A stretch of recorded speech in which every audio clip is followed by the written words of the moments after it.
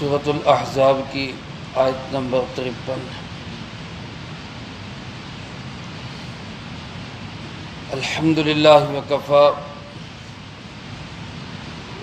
وسلام علی عبادہ الذین اصطفی، خصوصاً علی سید الرسل وخاتم الانبیاء وعلى آلہ واصحابہ الاتقیاء۔ اما بعد فاعوذ باللہ من الشیطان الرجیم، بسم اللہ الرحمن الرحیم۔ وَإِذَا سَأَلْتُمُوهُنَّ مَتَاعًا فَاسْأَلُوهُنَّ مِنْ وَرَاءِ حِجَابٍ ذَلِكُمْ أَطْهَرُ لِقُلُوبِكُمْ وَقُلُوبِهِنَّ وَمَا كَانَ لَكُمْ أَن تُؤْذُوا رَسُولَ اللَّهِ وَلَا أَن تَنكِحُوا أَزْوَاجَهُ مِن بَعْدِهِ أَبَدًا إِنَّ ذَلِكُمْ كَانَ عِندَ اللَّهِ عَظِيمًا۔ إِن تُبْدُوا شَيْئًا أَوْ تُخْفُوهُ فَإِنَّ اللَّهَ كَانَ بِكُلِّ شَيْءٍ عَلِيمًا۔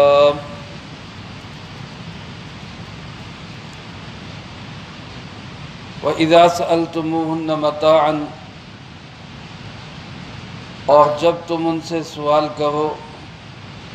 کسی بھی چیز کا، فَاسْأَلُوهُنَّ مِنْ وَرَاءِ حِجَابٍ، تو سوال کرو پردے کے پیچھے سے،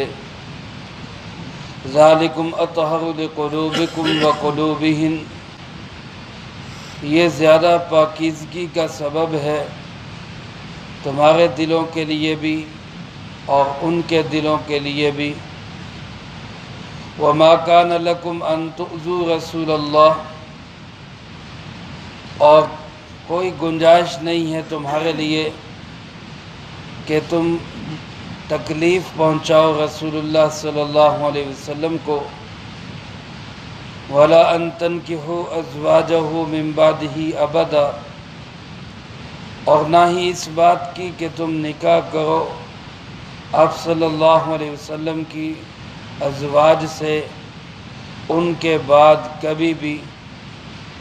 إِنَّ ذَلِكُمْ كَانَ عِندَ اللَّهِ عَظِيمًا، بے شک یہ بات اللہ کے نزدیک بہت بڑی بات ہے۔ إِن تُبْدُوا شَيْئًا أَوْ تُخْفُوهُ، اگر تم ظاہر کرو کسی چیز کو یا تم اس کو چھپاؤ، فَإِنَّ اللَّهَ كَانَ بِكُلِّ شَيْءٍ عَلِيمًا، تو یقین کرو کہ اللہ رب العالمین ہر چیز کو جاننے والا ہے۔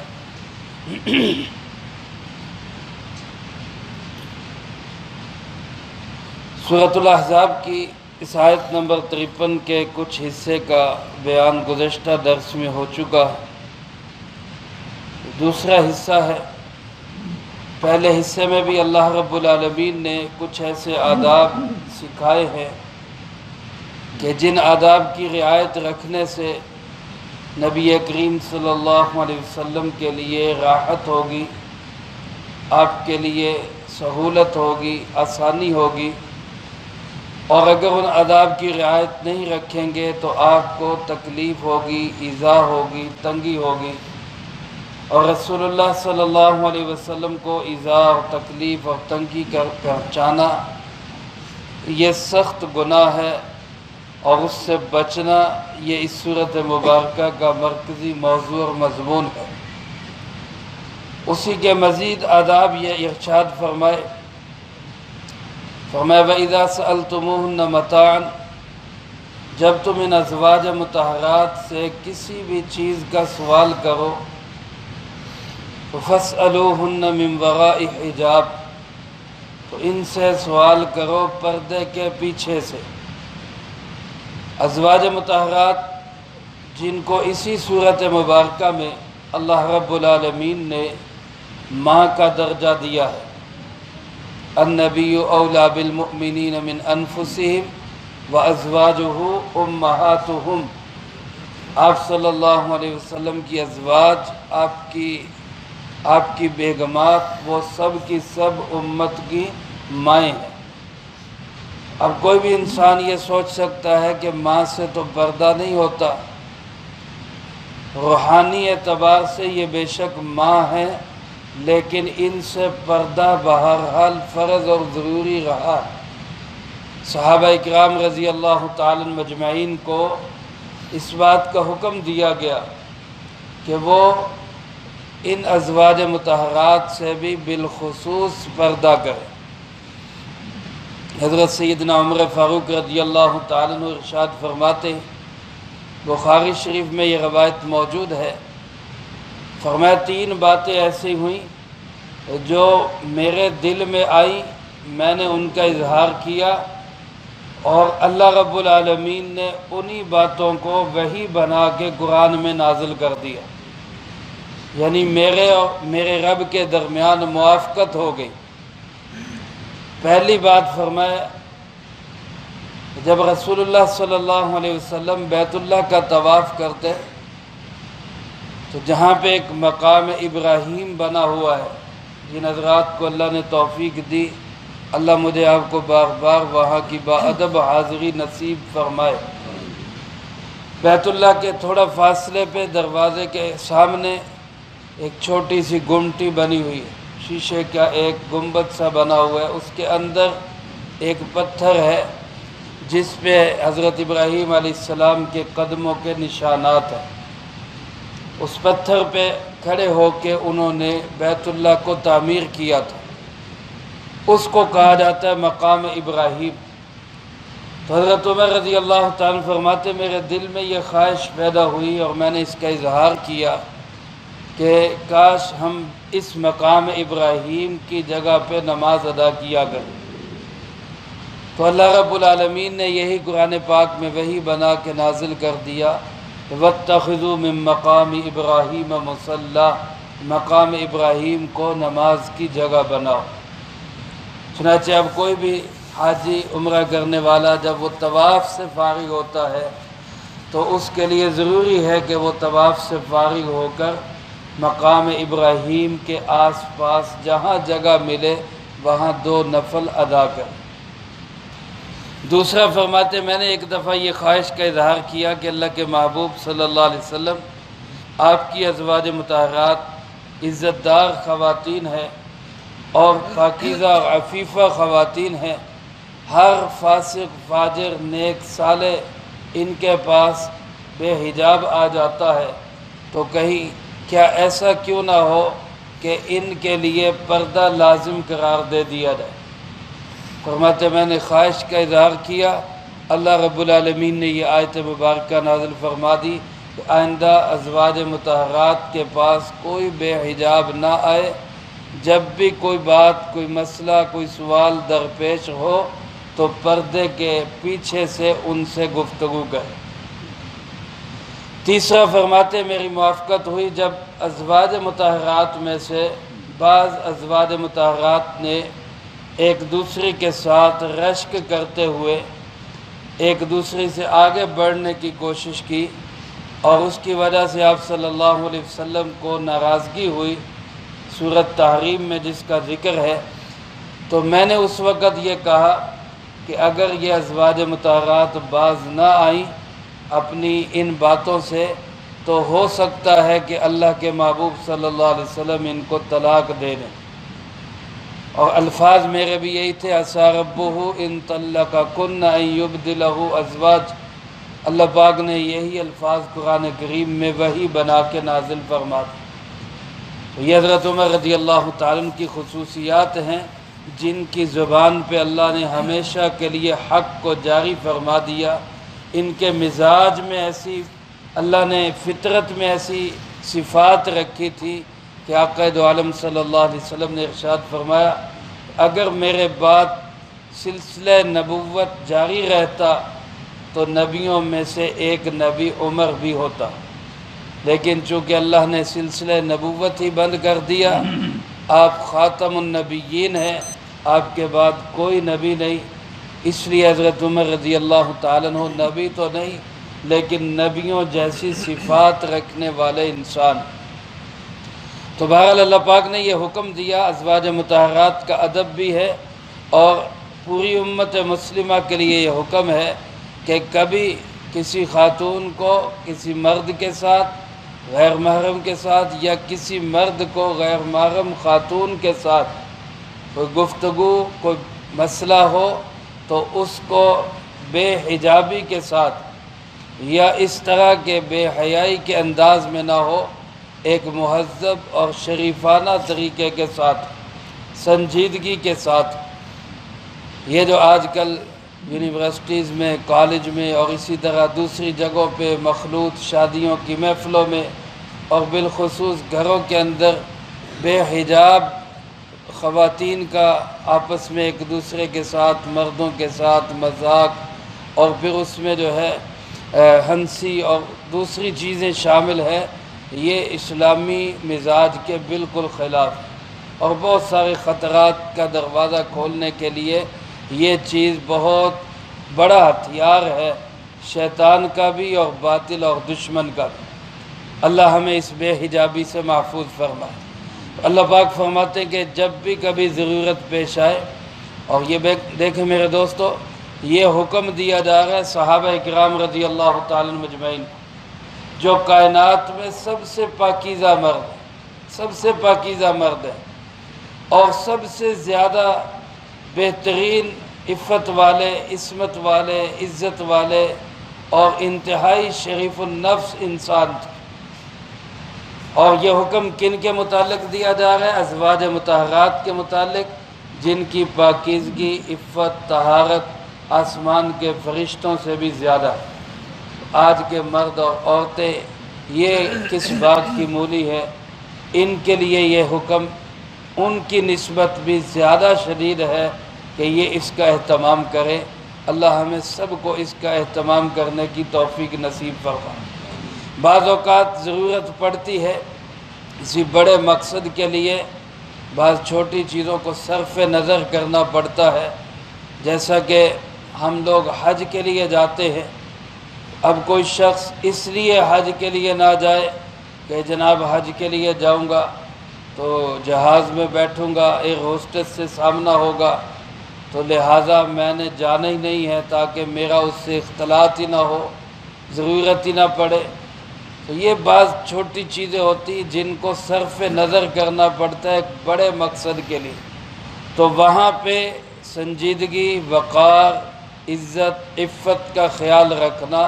یہ بہت ضروری ہوتا ہے۔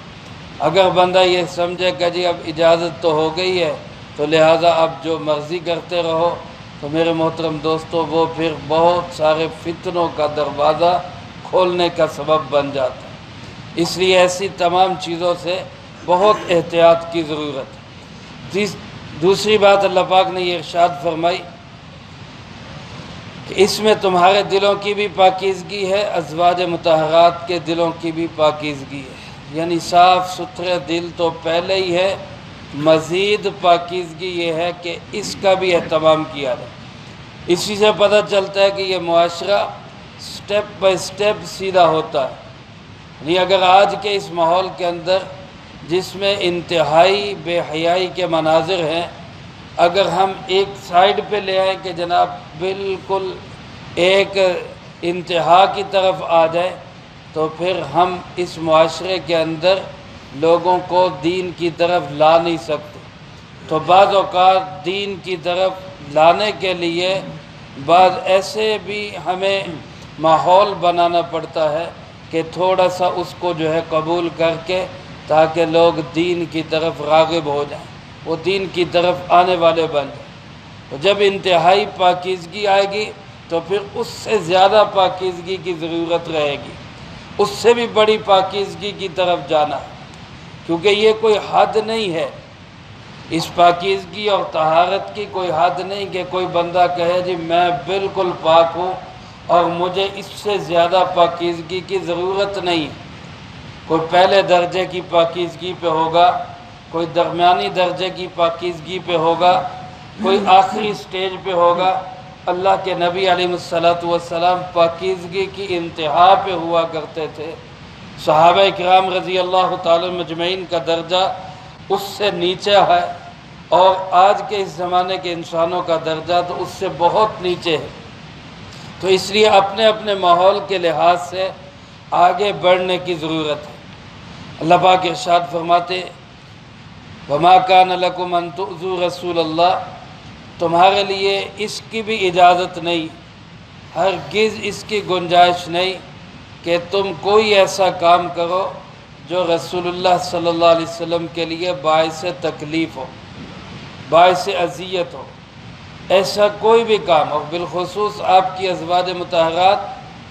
جیسا کہ کل کے درس میں گزرا کہ آپ نے دعوت ولیمہ کی تو کچھ لوگ گھر میں آ کے جم کے ہی بیٹھ گئے۔ حضرت زینب رضی اللہ تعالیٰ عنہ جن کی نئی شادی ہوئی تھی، وہ باعث شرم کے مارے وہ دیوار کی طرف منہ کر کے بیٹھی کہ کب یہ جائے اور میں گھر میں آزادی سے کام کر سکوں۔ تو یہ باعث تکلیف بن رہی تھی یہ بات۔ تو اللہ پاک نے فرمایا کسی طرح سے بھی، کسی عمل سے بھی رسول اللہ صلی اللہ علیہ وسلم کو تم تکلیف دو، تمہیں اس کی اجازت نہیں ہے۔ اور اسی کے تناظر میں فرمایا وَلَا أَن تَنكِحُوا أَزْوَاجَهُ مِن بَعْدِهِ أَبَدًا، آپ صلی اللہ علیہ وسلم کی ازواج کے ساتھ آپ کے بعد بھی کوئی نکاح نہ کرے، کوئی بھی آپ صلی اللہ علیہ وسلم کی ازواج کے ساتھ آپ کے بعد نکاح نہ کرے۔ امہات المؤمنین رسول اللہ صلی اللہ علیہ وسلم کی ازواج مطہرات، جنہوں نے رسول اللہ صلی اللہ علیہ وسلم کا دامن تھاما، اللہ نے ان کو اتنا بڑا اعزاز دیا کہ وہ آپ صلی اللہ علیہ وسلم کے نکاح میں آئی۔ تو اب آپ کے نکاح کے بعد آپ سے بڑھ کر کوئی ہوتا تو کہا جاتا کہ اس طرف کو چلی جاؤ۔ جب سب سے بڑی شان آپ کی ہے تو آپ کے بعد آپ سے نچلے مرتبے پہ آنا، یہ ازواج مطہرات کی شان کو بھی گرانے والی بات تھی۔ اس لیے اللہ پاک نے اس پہ بین لگا دیا، پابندی لگا دی کہ آپ کی ازواج کے ساتھ آپ کے بعد کوئی نکاح نہیں کر سکتا۔ چنانچہ امہات المومنین نے آپ صلی اللہ علیہ وسلم کی وفات شریفہ کے بعد تا حیات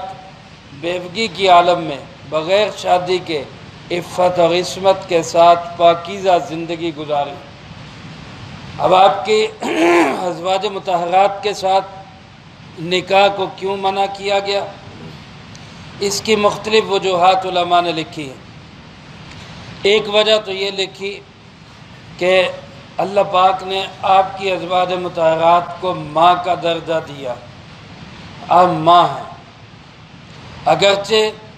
نسبی لحاظ سے ماں نہیں، پردہ فرض رہا ہے، اس لحاظ سے یہ حکم نہیں کہہ سکتے کہ جب ساری امت کی آپ ماں ہیں تو ساری امت بہن بھائی ہو گئی تو لہٰذا بہن بھائیوں کا بھی پھر نکاح نہیں ہوگا، ایسا بھی نہیں۔ صرف ازواج مطہرات کی حد تک روحانیت اتنی قوی ہے کہ ان روحانی ماؤں کے لیے کہا گیا کہ ان کے ساتھ نکاح نہیں ہو سکتا۔ دوسری وجہ بعض علماء نے یہ لکھی ہے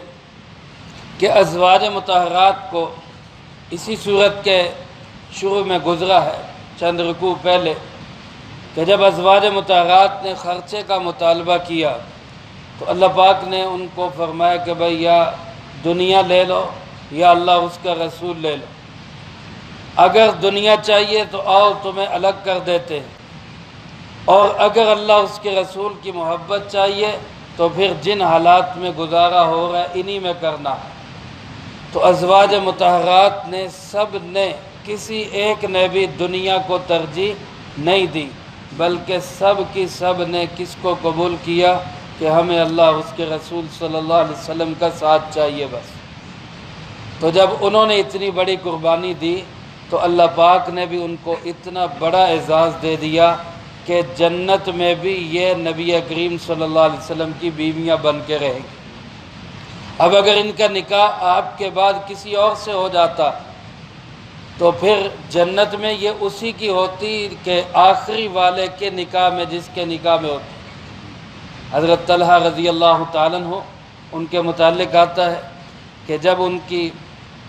بڑھاپے کی عمر کو پہنچے تو بیوی سے کہنے لگے کہ ساری زندگی بڑی اچھی گزری ہے، بڑی محبت سے گزری ہے، اب یہ خواہش ہے کہ جنت میں بھی ہم اکٹھے ہوں، تو اس لیے میرے مرنے کے بعد تم کسی اور سے شادی نہ کرنا، اگر شادی کر لو گی تو پھر قاعدے کے مطابق لاسٹ وہ خامن جس کے تم نکاح میں ہوگی جنت میں تم اس کے ساتھ ہو، تو جب نہیں کرو گی تو پھر جنت میں میرے ساتھ رہو۔ تو اس قاعدے کے مطابق ازواج مطہرات اگر ان کی شادی کسی اور سے ہو جاتی تو جنت میں ان کو رسول اللہ صلی اللہ علیہ وسلم کی رفاقت نصیب نہ ہوتی، اس لیے اللہ پاک نے پابندی لگا دی کہ کوئی ان کے ساتھ نکاح نہ کرے، تاکہ یہ جس طرح دنیا میں رسول اللہ صلی اللہ علیہ وسلم کی ازواج کی حیثیت سے دنیا کے اندر ان کو ایک عزت حاصل ہے، جنت میں بھی ان کو نبی کریم صلی اللہ علیہ وسلم کی ازواج کی حیثیت سے وہ عزت حاصل ہے۔ اور ایک وجہ، تیسری وجہ، حضرت مفتی محمد شفیع صاحب رحمۃ اللہ علیہ نے، مفتی اعظم پاکستان، انہوں نے معارف القرآن میں لکھی ہے، قاضی ثناء اللہ پانی پتی رحمۃ اللہ علیہ نے بھی اس کو تفسیر مظہری میں ذکر کیا ہے، اور بھی بڑے اکابر بزرگوں نے اس کو اس مقام پہ درج کیا ہے۔ اور وہ وجہ یہ ہے کہ ازواج مطہرات کے ساتھ آپ صلی اللہ علیہ وسلم کے بعد بھی کسی کو نکاح کی اجازت نہیں۔ یہ اسی طرح ہے کہ جیسے آپ صلی اللہ علیہ وسلم کی وراثت تقسیم نہیں ہوتی، جیسا کہ حدیث پاک میں آپ صلی اللہ علیہ وسلم نے ارشاد فرمایا، نحن معاشر الانبیاء لا نورث ما وجدناہ ترک ما وجدناہ صدقہ، ہم اللہ کے جو نبی ہیں، او کما قال علیہ الصلوۃ والسلام، آپ نے فرمایا ہم جو نبیوں کی جماعت ہیں، ہمارا صورتحال یہ ہے کہ ہماری وراثت تقسیم نہیں ہوتی، ہم جو کچھ چھوڑ کے جاتے ہیں، ترکہ جو ہوتا ہے وہ ترکہ نہیں ہوتا، وہ وراثت نہیں ہوتی، وہ صدقہ ہوتا ہے، وہ ساری امت کا حق ہوتا ہے، وہ بیت المال میں جمع ہوتا ہے، وہ صرف ورثاء کو نہیں ملتا۔ اسی اصول کے مطابق حضرت ابوبکر صدیق رضی اللہ تعالیٰ عنہ نے حضرت سیدہ فاطمہ رضی اللہ تعالیٰ عنہ کو وہ مسئلہ سمجھا دیا تھا، جب وہ باغ فدق کے لیے آئی کہ وہ ہمارا باغ ہے ہمیں دے دیں، تو انہوں نے سمجھایا کہ بھئی یہ رسول اللہ صلی اللہ علیہ وسلم کی وراثت نہیں، یہ حکومت کا مال ہے، یہ ریاست کی پراپرٹی ہے، ہاں اس میں سے جتنا آپ کو منتھلی یا سالانہ ملتا ہے وہ ملتا رہے گا، اور وہ حضرت ابوبکر صدیق رضی اللہ تعالیٰ عنہ کو دیتے رہے، ملکیت وہ ریاست کی رہی۔ تو رسول اللہ صلی اللہ علیہ وسلم کی وراثت تقسیم نہیں ہوتی، کیوں تقسیم نہیں ہوتی؟ کہ آپ صلی اللہ علیہ وسلم قبر مبارک میں حیات ہے، زندہ ہے، اور زندہ کی وراثت تقسیم نہیں ہوتی۔ آپ صلی اللہ علیہ وسلم کی ازواج مطہرات سے کسی اور کو نکاح کی اجازت نہیں، کیونکہ آپ صلی اللہ علیہ وسلم قبر اطہر میں زندہ ہیں، اور زندہ کی بیوی کے ساتھ دوسرا کوئی آدمی نکاح نہیں کر سکتا۔ علماء نے لکھا ہے رسول اللہ صلی اللہ علیہ وسلم اور دیگر انبیاء علیہ السلام موت اگرچہ ان پہ آئی، کیونکہ موت ہر ایک پہ آنی ہے، لیکن فرق ہے، میری آپ کی موت ایسے ہے کہ ہم مرے تو مر گئے، ختم ہو گئے۔ اللہ کے نبی علیہ السلام وہ مرے، ان پہ موت آئی، وہ موت ایسے ہے جیسے وہ ایک شہر سے دوسرے شہر میں چلے گئے، وہ مرے نہیں ہیں، وہ ایک جگہ سے دوسری جگہ میں چلے گئے۔ اب ایک شخص ایک شہر سے دوسرے شہر میں چلا جائے تو کوئی یہ تو نہیں کہہ سکتا بھئی اس کا بندہ جو ہے وہ دوسرے شہر میں چلا گیا لہذا اس کی بیوی سے مجھے نکاح کرنے دو۔ وہ دوسرے شہر میں گیا تو تب بھی اس کی بیوی سے نکاح نہیں ہو سکتا۔ تو اللہ کے نبی علیہ السلام بھی اپنی قبور کے اندر اسی طرح حیات، شہید بھی زندہ ہوتا ہے، شہید سے بھی 1000 درجے زیادہ زندگی اللہ کے نبی علیہ السلام کی قبر مبارک میں ہوتی۔ اس لیے آپ علیہ السلام نے ارشاد فرمایا من صلی علیہ عند قبری سمعتہ، فرمایا جو میری قبر پہ آ کے مجھ پہ صلاۃ اور سلام پڑھتا ہے اللہ کے محبوب صلی اللہ علیہ وسلم نے فرمایا میں خود اس کو سنتا ہوں، میں خود اس کو سنتا ہوں۔ یہی میرا اور میرے اکابر کا اور قرآن و سنت کا بتایا ہوا عقیدہ ہے کہ اللہ کے نبی علیہ الصلوۃ والسلام قبر مبارک میں زندہ ہوتے ہیں۔ آپ علیہ الصلوۃ والسلام نے خود ارشاد فرمایا جب معراج کے سفر میں میں جا رہا تھا تو میں نے موسیٰ علیہ السلام کو دیکھا، وہ اپنی قبر میں نماز پڑھ رہے۔ اللہ کے نبی علیہ الصلوۃ والسلام وہ اپنی قبور میں زندہ ہوتے ہیں۔ یہ ہمارا اہل سنت والجماعت کا سب کا عقیدہ یہی۔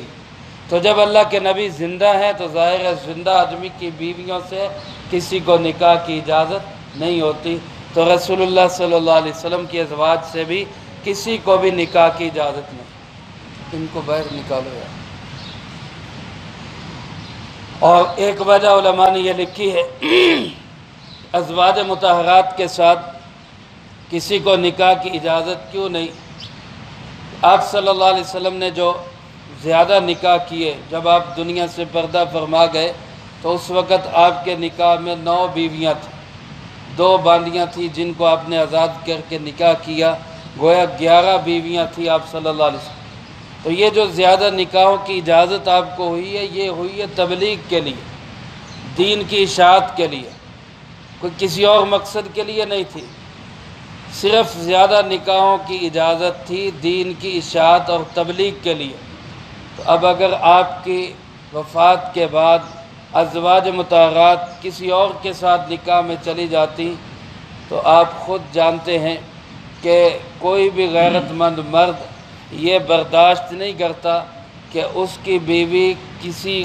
دوسرے مرد کا نام لے، چاہے وہ پہلا خامند ہی ہو، چاہے وہ پہلا خامند ہی ہو۔ اب وہ اس کے گھر میں آ کر اس پہلے خامند کا تذکرہ کرے گی تو ظاہر ہے کہ ان کا آپس میں پھڈا ہوگا کہ تو اس کا کیوں اب تذکرہ کرتے۔ اب ازواج مطہرات کسی اور کے نکاح میں جا کے وہاں پہ حدیث بیان کرتی کہ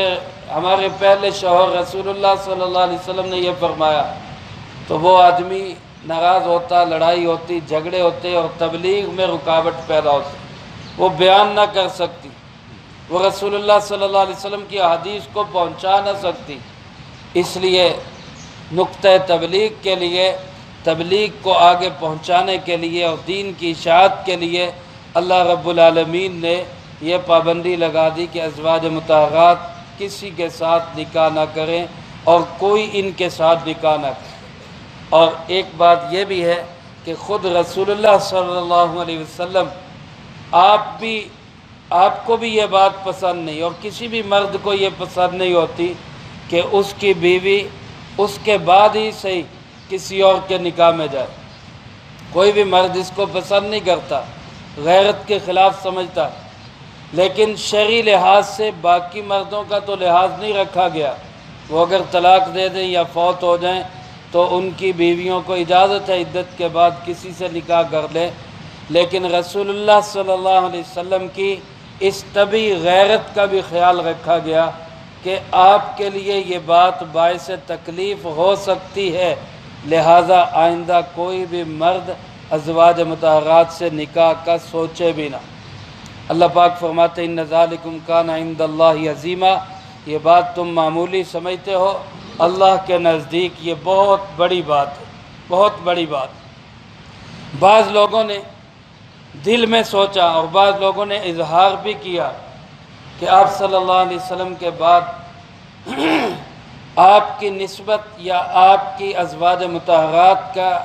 ان کے ساتھ نسبت قائم کرنے کے لیے ہم ان سے نکاح کر لیں گے۔ بعض صحابہ نے بھی اس کا اظہار کیا، روایات میں آتا ہے کہ انہوں نے بھی اس نیت کا یا اس خواہش کا اظہار کیا کہ آپ کے بعد ہم آپ کی فلاں بیوی سے شادی کر لیں گے۔ تو اللہ پاک نے ان کو بھی تنبیہ کی کہ یہ بہت بڑی سوچ ہے، بڑی غلط بات ہے، آئندہ ایسا نہیں سوچنا۔ اگر دل میں بھی سوچو گے، ظاہر کرو گے، ان تبدو شیئا او تخفوہ، ظاہر کرو یا دل میں چھپا کے رکھو، تو یقین کر لو کہ اللہ سے کوئی بات چھپی ہوئی نہیں ہے۔ یہ ایک جملہ اس کے ساتھ مخصوص ہے لیکن یہ ہم سب کے لیے ہے۔ آج بھی اگر ہم دل کے اندر کسی کے متعلق کوئی میل رکھتے ہیں، یا ظاہر کرتے ہیں یا چھپا کے رکھتے ہیں، اللہ فرماتے یاد رکھو مجھ سے چھپا ہوا نہیں۔ اس لیے اپنے دل کو ہر اعتبار سے، بالخصوص اہل حق، علماء اور نیک لوگوں کے اعتبار سے اپنے دل کو کینے اور بغض سے پاک رکھنا چاہیے۔ کسی کے متعلق ایسی غلط بات دل میں نہیں لانی چاہیے۔ تو اللہ پاک نے ان حضرات کو بھی تنبیہ فرما دی۔ بعض حضرات جنہوں نے ایسا سوچا تھا، انہوں نے پھر اس پہ سخت توبہ کی، غلام آزاد کیے، پیدل حج کیے، تاکہ اللہ ہمارے اس سوچے ہوئے گناہ کو بھی معاف فرما دے۔ تو بہرحال رسول اللہ صلی اللہ علیہ وسلم کو اذیت اور تکلیف سے بچانے کے لیے اللہ پاک نے یہ کچھ آداب ارشاد فرمائے۔ مزید ان کا تذکرہ اور تسلسل جاری ہے، وہ انشاءاللہ اگلے دروس میں آئے گا۔ اللہ پاک سے دعا ہے اللہ مجھے آپ کو بھی ہر ایسے کام سے محفوظ رکھے جو رسول اللہ صلی اللہ علیہ وسلم کے لیے اذیت اور تکلیف کا باعث ہو، اور ہر ایسا کام کرنے کی توفیق عطا فرمائے جو رسول اللہ صلی اللہ علیہ وسلم کے لیے راحت، آسانی اور خوشی کا سبب ہو۔ اللہ ہم سب کو توفیق عمل نصیب فرمائے۔ اللہم انت السلام ومنک السلام، تبارک ربنا وتعالیت یا ذا الجلال والاکرام۔ اللہم اعنا علی ذکرک و شکرک و حسن عبادتک۔ اللہم احسن عاقبتنا فی الامور